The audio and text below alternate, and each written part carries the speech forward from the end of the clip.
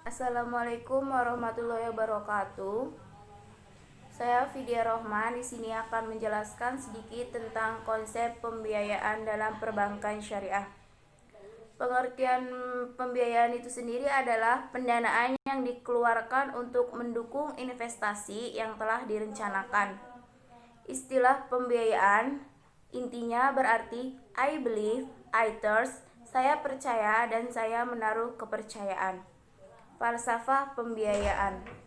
Setiap lembaga keuangan syariah mempunyai falsafah mencari keridhaan Allah Subhanahu wa taala untuk memperoleh kebijakan di dunia dan di akhirat. Ada beberapa falsafah yang diterapkan oleh bank syariah dalam menjalankan operasionalnya. Yang pertama itu menjauhkan diri dari unsur riba. Firman Allah dalam Quran surat Luqman ayat 31 sampai 34. Dan yang kedua itu menerapkan sistem bagi hasil dalam perdagangannya dengan mengacu pada Quran surat Al-Baqarah. Dalam melaksanakan pembiayaan, bank syariah harus memenuhi dua aspek yang sangat penting, yaitu aspek syar'i harus menetap berpedoman pada syariah Islam, antara lain tidak mengandung unsur masyir, gharar, riba, serta usahanya harus halal.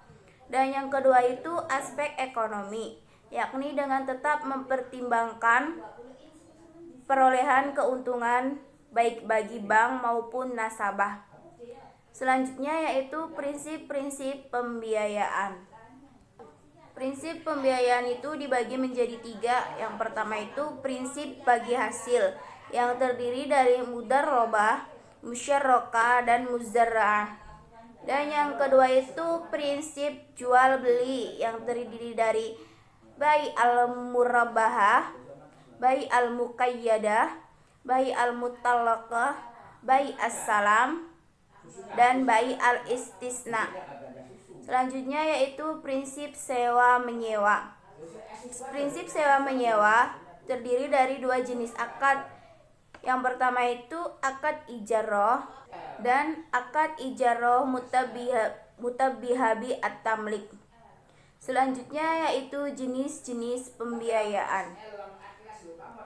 Jenis-jenis pembiayaan pada dasarnya dapat dikelompokkan menurut beberapa aspek. Di antaranya yaitu yang pertama itu pembiayaan menurut tujuan. Pembiayaan menurut tujuan dalam bank syariah dibedakan menjadi dua. Yang pertama itu pembiayaan investasi dan yang kedua itu pembiayaan modal kerja. Selanjutnya yaitu pembiayaan menurut jangka waktu. Pembiayaan menurut jangka waktu dibedakan menjadi tiga.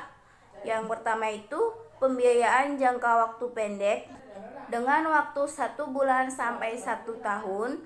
Dan yang kedua itu pembiayaan jangka waktu menengah dengan waktu 1 tahun sampai 5 tahun.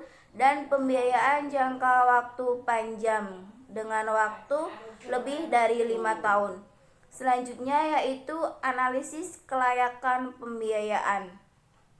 Analisis kelayakan pembiayaan dibagi menjadi beberapa. Yang pertama itu pendekatan analisis pembiayaan.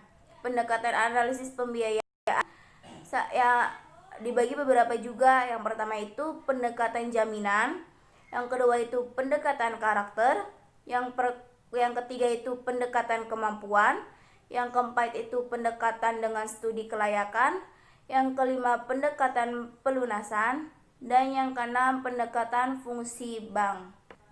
Dan yang kedua penerapan fungsi-fungsi analisis pembiayaan. Yang pertama itu karakter, yaitu sifat atau karakter nasabah mengambil pinjaman. Dan yang kedua itu capacity, yaitu kemampuan nasabah untuk menjalankan usaha dan mengembalikan pinjaman yang diambil. Yang ketiga itu kapital, yaitu besarnya modal yang diperlukan peminjam. Dan yang keempat itu kolateral, yaitu jaminan yang telah dimiliki yang diberikan pinjaman kepada bank. Dan yang terakhir itu condition, yaitu keadaan usaha atau nasabah prospek atau tidak. Dan yang selanjutnya yang ketiga, penerapan prosedur analisis pembiayaan.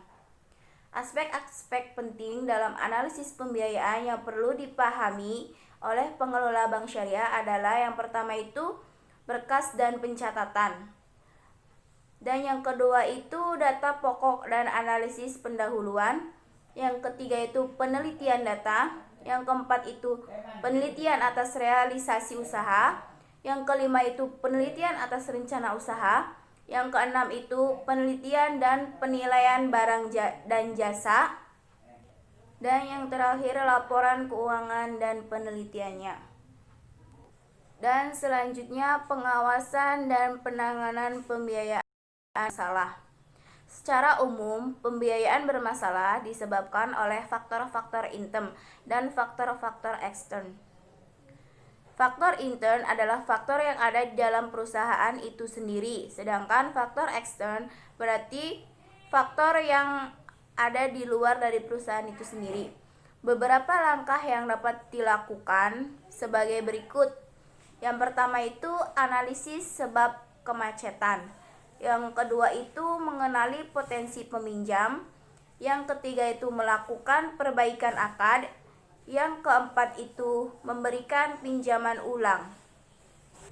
Mungkin bisa dalam bentuk pembiayaan qard al-hasan, murabbahah atau mudarrabah. Dan yang kelima itu penundaan pembayaran. Memperkecil angsuran dengan memperpanjang waktu atau akad dan margin baru. Dan yang keenam itu memperkecil margin keuntungan atau bagi hasil. Mungkin cukup sekian dari saya, kurang lebihnya mohon maaf. Wassalamualaikum warahmatullahi wabarakatuh.